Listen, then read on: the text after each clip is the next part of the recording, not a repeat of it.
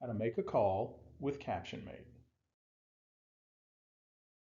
All CaptionMate calls must be made from within the app. So first, open the CaptionMate app. It looks like this.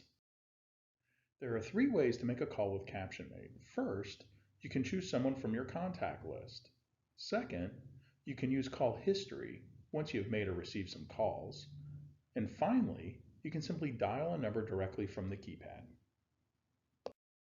Once you choose a contact, a number from call history, or simply dial the number, the phone will confirm that you actually want to place a call. Now you need to press call.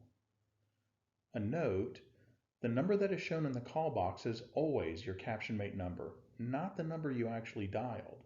This is expected as the phone needs to connect to the CaptionMate service first and knows what number you're trying to connect to.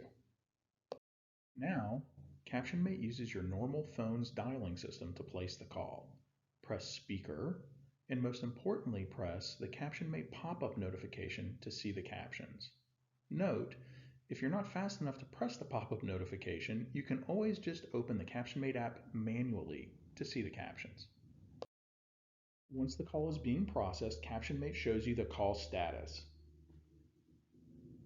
Now that the call is happening, you have several options.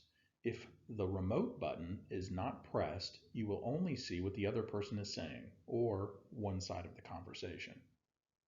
If the remote button is pressed, you see what the other person is saying, as well as what you're saying, or the whole conversation. You can turn this feature on and off during the call, depending on your preference. Next is the speaker button. It allows you to turn the speakerphone on or off while on a call. The keyboard button allows you to press an extension while on a call or navigate an automated phone system, such as your bank. After you have pressed the number you want, you can close the keypad by simply pressing the blue down arrow underneath the 0. To end the call, simply hang up.